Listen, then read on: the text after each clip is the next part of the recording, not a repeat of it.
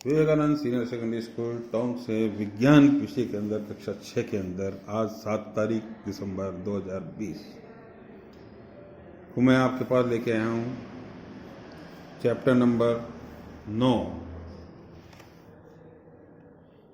सजीव विशेषताएं एवं आवास। बच्चों पेज नंबर 79 खोलिए, इसमें आपको दिखेगा सजीवों की विशेषताएं एवं आवास। Page number 79।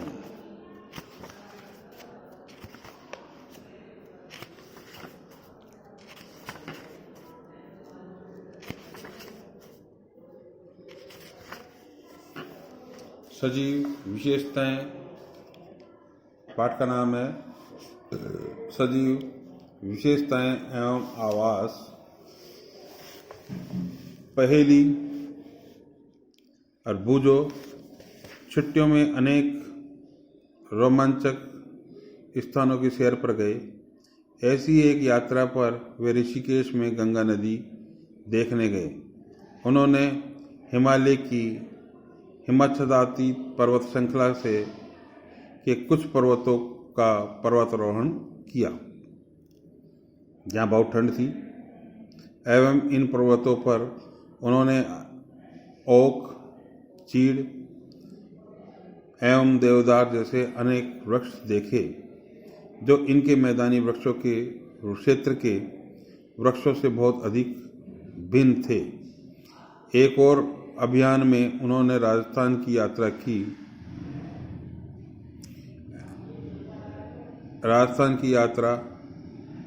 की एवं ऊंट एवं उष्ण मरुस्थल भी घूमे। यहाँ से उन्होंने नागफनी के अनेक प्रकार के पौधे एकत्र किए। अंत में वे पुरी गए और उन्होंने समुद्र तट की सैर की और वहाँ केजुराइना के वृक्ष की कतार देखी। इन स्थानों के भ्रमण के रोमांचक एवं उल्लासपूर्ण क्षणों का स्मरण करते उन्होंने अचानक एक विचार आया कि ये सभी स्थान एक दूसरे से भिन्न थे। कुछ बहुत ठंडे थे, कुछ बहुत उष्ण एवं शुष्क तथा कुछ स्थान आर्द्र थे, परंतु उन सभी स्थानों पर अनेक प्रकार के बहुत सारे सजीव वस्तुएं थी। उन्होंने यह जानने की कोशिश की क्या पृथ्वी पर कोई ऐसा भी स्थान है जहाँ पर कोई भी जीव नहीं पाया जाता है। बूझो ने अपने घर के आसपास के स्थानों को अध्ययन किया। घर के अंदर उसने अलमारी एवं दरवाजों को देखा। उसने सोचा था कि इनमें से कोई सजीव नहीं होगा, परंतु उसने एक छोटी सी मकड़ी नजर आई। घर से बाहर भी वह किसी ऐसे स्थान के बारे में नहीं सोच पाया जहाँ किसी न किसी प्रकार के जीव न पाए जाते हों। चित्र 9.1 पहेली ने दूर दूर के स्थानों के विषय में पढ़ना एवं सोचना प्रारंभ किया। उसे पता लगा कि लोगों ने न तो ज्वालामुखी के मुख में भी सूक्ष्म जीवों को खोज निकाला है। उसे ज्ञात हुआ कि लोगों ने तो ज्वालामुखी के मुख में से भी सूक्ष्म जीवों को खोज निकाला है। सजीव एवं उनका परिवेश।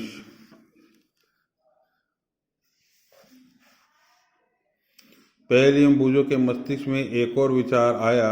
जिन स्थानों की उन्होंने सैर की थी वहाँ किस प्रकार के जीव पाए जाते हैं।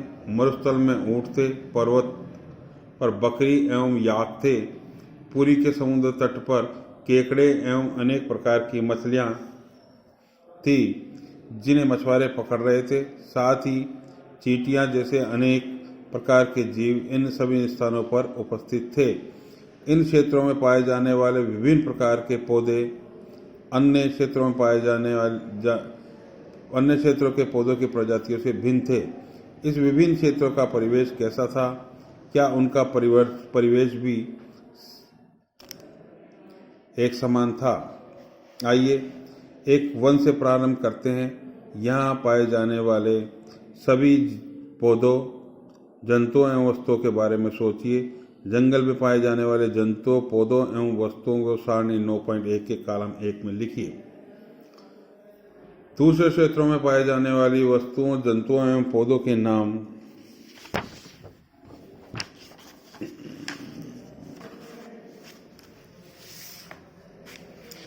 सारणी में लिखिए। इस अध्याय में दिए गए उदाहरणों को इकट्ठा कर सारणी 9.1 को भर सकते हैं। अपने मित्रों, माता पिता एवं अध्यापक से भी इस विषय पर विचार विमर्श कीजिए तथा तालिका में दिए गए कॉलमों को विभिन्न स्थानों पर पाए जाने वाले जंतुओं एवं पौधों के नाम लिखिए।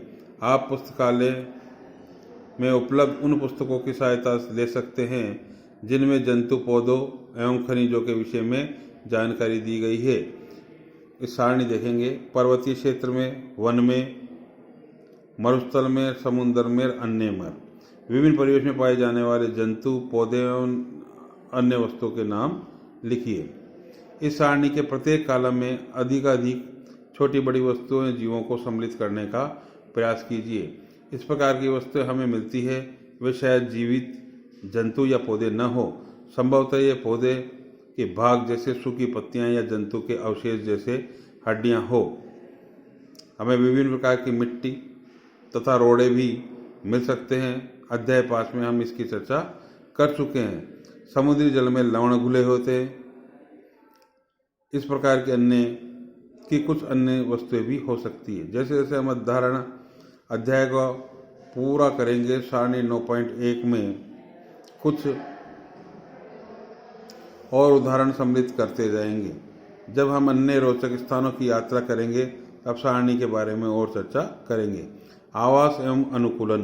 क्रियाकलाप 1 में आपके द्वारा सूचीबद्ध किए गए पौधों एवं जंतुओं में आपको क्या मिला?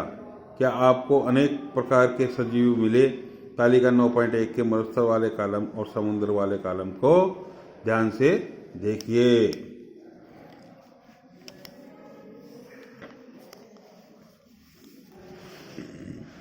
क्या आपको प्रतीत होता है कि इन दोनों कॉलमों के जीव बहुत अलग प्रकार के हैं?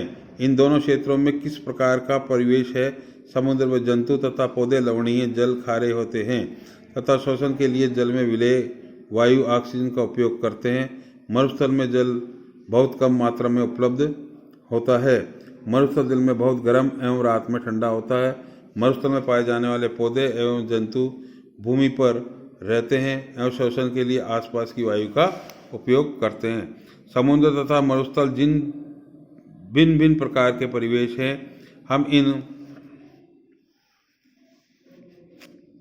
हम इन दोनों क्षेत्रों में बिल्कुल भिन्न प्रकार के पौधे और जंतु देखते हैं। क्या ऐसा नहीं है? आइए भिन्न प्रकार के परिवेश मरुस्थल तथा समुद्र तट में जंतुओं, ऊंट तथा मछली का परीक्षण करते हैं कि शारीरिक संरचना उन्हें मरुस्थलीय परिस्थितियों में रहने योग्य बनाती है। ऊंट के पैर लंबे होते हैं जिससे उसका शरीर रेत की गर्मी में से दूर रहता है। उसमें मूत्रोत्सर्जन की मात्रा बहुत कम होती है तथा मल शुष्क होता है। उन्हें पसीना, श्वेत भी नहीं आता है क्योंकि शरीर में जल का हास्य बहुत कम होता है। इसलिए जल के बिना भी वे अनेक दिनों तक रह सकते हैं। आइए विभिन्न प्रकार की मछलियों को देखें। इनमें से कुछ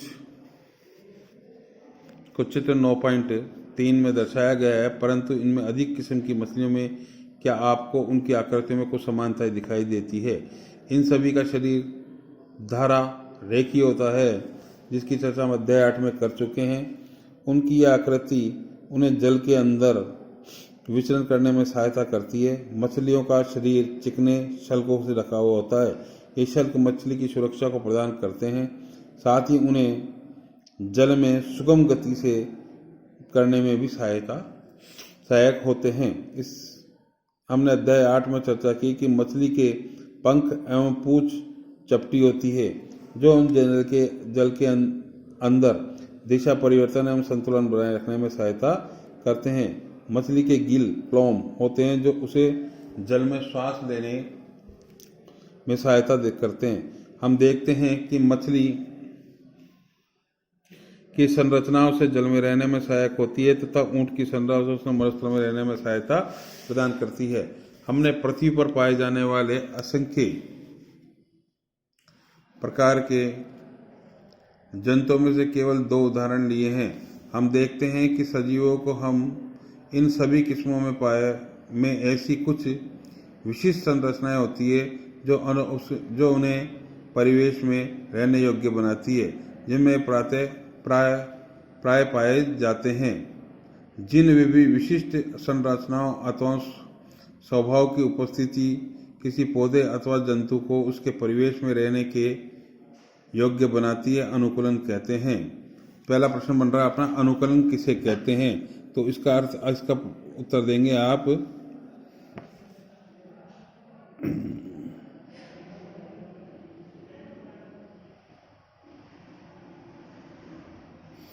देखिए,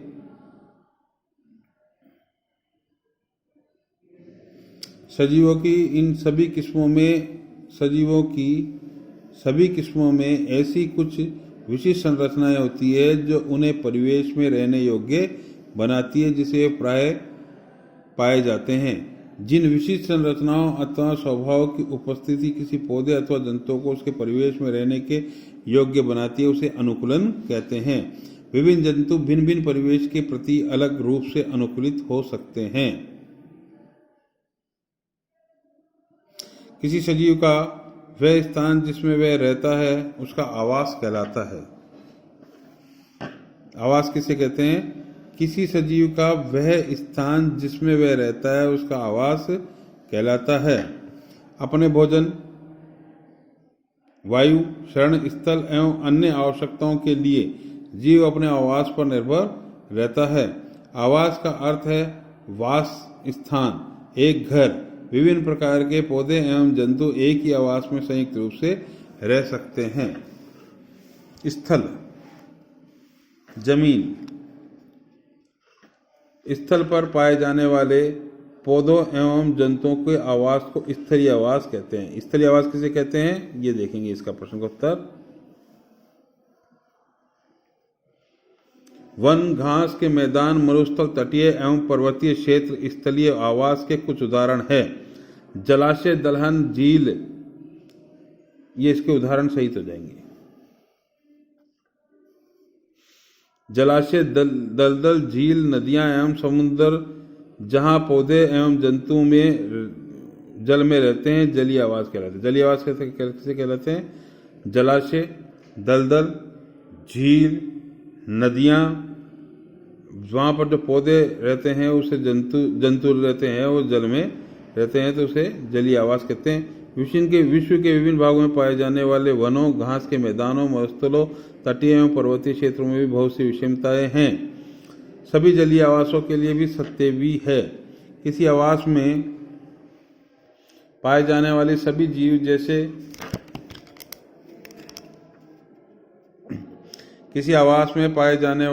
जीव जैसे कि पौधे एवं जंतु उसके जैव घटक कहलाते हैं। किसी आवास में पाए जाने वाले सभी जीव, जो पौधे एवं जंतु उसके जैव घटक कहलाते हैं।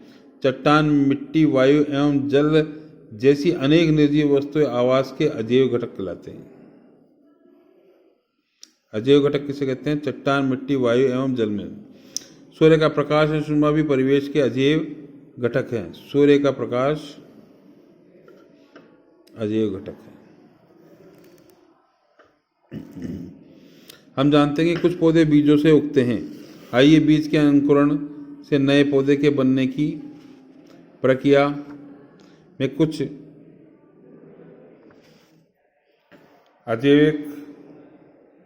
अजैव कारकों की भूमिका का अध्ययन करें।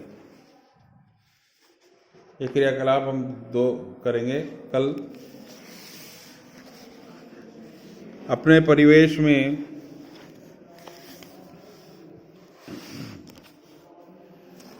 परिवेश में होने वाले परिवर्तनों के साथ सामंजस्य स्थापित करने के लिए कुछ जीवों में थोड़े समय के लिए परिवर्तन हो सकते हैं। उदाहरण के लिए हम यह मैदानी क्षेत्र में रहते हैं और अचानक ही उच्च पर्वतीय क्षेत्र में चले जाएं, तो हमें कुछ दिनों तक श्वास लेने एवं शारीरिक व्यायाम में असुविधा हो सकती है।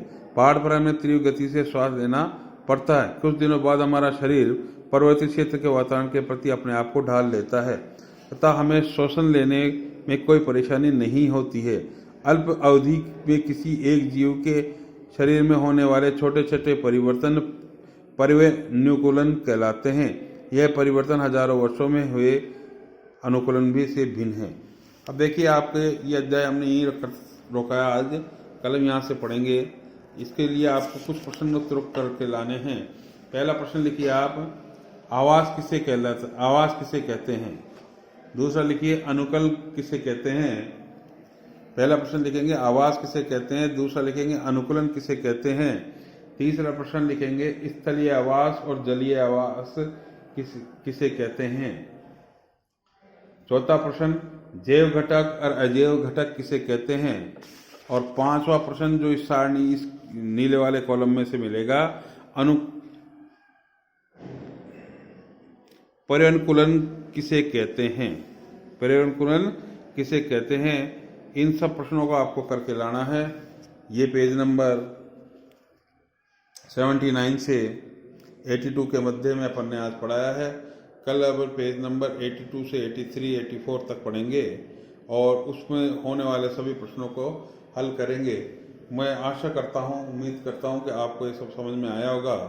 और कोई चीज़ समझ में नहीं आई हो तो आप कल सबसे पहले आप मुझसे पूछें, उसके बाद फिर हम इसको आगे बढ़ेंगे। कल तक के लिए शुक्रिया। बाय बच्चों।